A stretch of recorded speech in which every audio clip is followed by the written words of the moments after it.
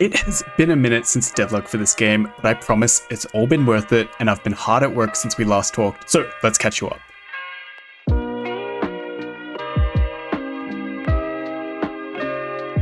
In April of 2023, I started work on my tower defense roguelike, Guardians of Atlanta, in the Unity game engine. Over the last 12 months, the project has evolved into something completely different from when it first started. So today we'll do a bit of a recap of the last year of development, as well as where I plan on taking the project next. To truly start this story, I have to take you back to January of 2023, where I was messing around in a blank Unity project, where I came up with a path generator that I thought could be fun for a tower defense game. So I decided to challenge myself to complete the rest of the project in 12 hours.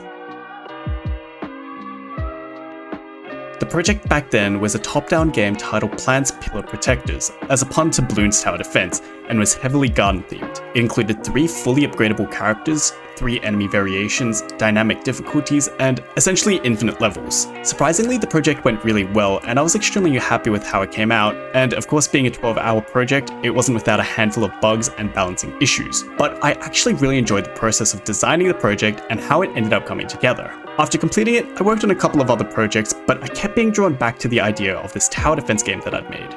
During this time, I had recently finished my degree in university and was looking for full-time work in the games industry. So to build up my portfolio, I actually decided to restart the project and sort of gave myself 6 months to build it from scratch and release it on Steam, a process I was completely unfamiliar with, but I wanted to learn so that I had a published game under my belt.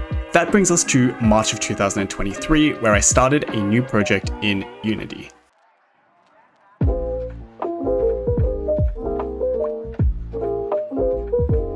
So, with the new project created, I wanted to import the path generator that I wrote for the original game into this new project. I completed that fairly quickly, but I hit the first roadblock of many that development for this project has seen. This being, I wasn't satisfied with the design style of the game. I love a good top-down game, but it just didn't feel right for what I envisioned, so I halted development briefly. Flinch. He's flinching, he's looking left and right. I recalled watching an episode of Indie Tales not too long before, where Adam was working on an isometric pixel art game, and it got me inspired. This is a style that I can definitely see with the game, and it seemed pretty untouched in the tower defense genre as well, so I thought I would explore this. I messed around in Sprite and converted the original top-down tile set into an isometric style, which, let me tell you, is so much more confusing than it seemed. But I got this converted and reworked the path generator, and immediately I was hooked on this idea. This felt like it was exactly what the game was missing, and I was committed. So, with a new boost of motivation, I quickly started designing characters, interactions, weapons, upgrades, and even recorded my first devlog on the game. Now, I really thought that in this stage of development that I had struck gold. I was pumping out characters and enemies and really thought that this was becoming a really viable project, but there were underlying issues that would soon arise. During this early stage of development, I kept telling myself that what I was working on was placeholders, but the way that I designed certain interactions and the way that I was expanding the game quickly clashed due to poor design. So, what do I mean by this? Well, the original way in which I created characters was entirely through a JSON file. So I essentially had a character template that I would need to fill out. Then when the character gets loaded in, it loads it all in through the JSON file, which doesn't seem like the worst idea. But when it came to handling shooting or upgrades, well, it quickly fell apart. The game had no way of telling what character should be using what weapon, or what character should do what type of attack. So if I made even one wrong input in the JSON file, the characters would just straight up not work. And to top this off, as I was designing characters one by one, I never really planned what characters should exist. And when it came time to making a new character, it would completely contradict how the existing characters worked, and I would have to go through multiple scripts to amend these changes. And this quickly scaled out of control, especially when I had only designed around 6 characters at this point. But I was yet to see this issue on the surface, and I was blinded by what I thought was a clever implementation versus a practical implementation. And this was far from practical.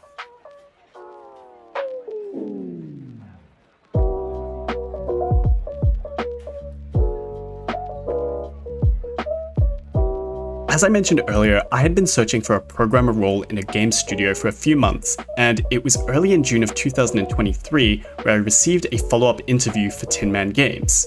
For this interview, I was actually told to show a project that I'm currently working on and basically break it down to the interviewers. So I showed them this project in its early stage. The project was actually met really positively by them, and they enjoyed the progress and the design, and I was extremely fortunate to be hired on by them as a gameplay and tools programmer, where I'm currently working full-time today. For a few weeks, I actually halted development of this project as I got settled into the new job.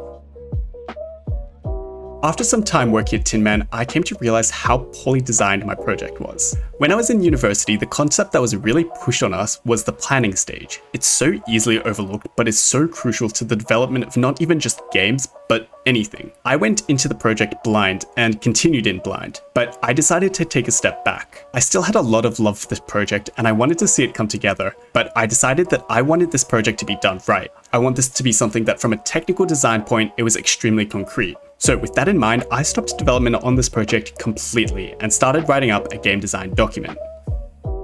Over the next 3 months, I wrote a 25-page document that covered things like the game loop, the gameplay environment, the core game strategy, the various game modes, the level structure, the level environments, how progression works in the game, and so much more that even to this day I'm still updating. But I would say most importantly, I designed every character that I can see in the game, from friendly characters to enemy characters. This can of course be expanded, but this core list would contain enough variation that when it comes to designing how characters work in the game, there wouldn't be the clashes that we saw previously in development. So over the next few months, I basically rewrote every system in the game that I'd created up until that point, adding in game states, game managers, and even a completely working save and load system so that the gameplay experience is persistent. Now, the unfortunate thing about this was because I rewrote effectively everything in the project, the next few months of development was dedicated to just bringing it back to where it was. And of course I had to balance all this with the occasional YouTube video that I put out, as well as full-time work.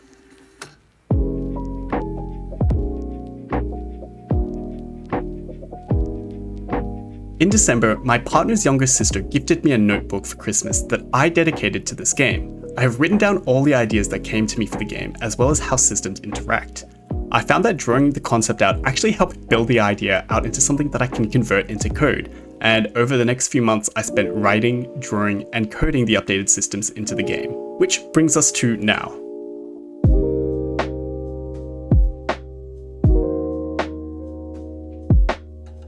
The current state of the game looks like this, and although it may look like an improvement to you, or maybe it doesn't, to me it's more of a canvas that I have the rough outline done, but where it was previously a couple of stickmen, I consider it more now to be more of an original Picasso. I'll quickly go over the core things that I added in. There are now character unlocks which you will unlock with money you earn in-game from completing missions. Once the character is unlocked, it will stay unlocked, unless you reset the data of course, which is also a feature in the game. There are multiple levels to be completed, and each completed level unlocks the next difficulty in line of that mission. There's a handful of characters that are designed, but the handful that are done are more just testing dummies. They're useful because I can test any arrangement of weapons or upgrades or status effect or ally boosting. Pretty much everything that I designed in the game design document. So how they behave or what their upgrades are, or the upgrade names, are not going to be what they'll be in the final version at all. All that being said, as much as the visuals are lacking right now, there's a vision that I see for the game, and having given myself a much more realistic timeline for it, in other words, no timeline at all, I will be working on this continuously until I can release it on Steam and possibly mobile as well. What's next for the project? As I said, the outline has now been completed. The systems are loosely in place, and there's two big things I have next on my checklist, which is a UI overhaul and a visual overhaul. So making these characters and world into something much nicer. After that, I plan on working on the characters. As per my design document, there are 19 core playable characters that I've designed, so I'll be working on implementing them and their upgrades. I'll also be working on the enemy designs that I have, and once that's complete, I aim to do some quality of life things to help make the game feel cleaner. So text responsiveness, particle effects, impact effects, and just the general juice and feedback. I've also been working with a musician friend of mine who's been working on some original soundtracks for the game, which I will slowly start to incorporate into the game during this phase of development. Now, I know it might not look like much of the game has actually been completed within a year, But this is the realistic nature of game development, especially when you have a project that encounters feature creep. So if you're going through something similar, maybe it's the right time to take a step back from the project and actually view it from an outside lens, which can help you see the vision clearer that you want to take it in. In hindsight, there's a lot that I would do differently in this project right from conception, but I never would have known that if I didn't encounter the mistakes that I made along the way. As a final note, I invite you all to join my Discord server to stay up to date on development of this game, or just as a friendly hangout spot. Everyone's welcome there, and I would love to build the community as much as I can. The link for it will be in the description of this video. I hope you guys enjoyed this devlog. If you did, be sure to subscribe, like the video, and leave a comment down below of what you want to see in the game. Thanks so much for sticking around and watching this, and I will see you guys in the next video.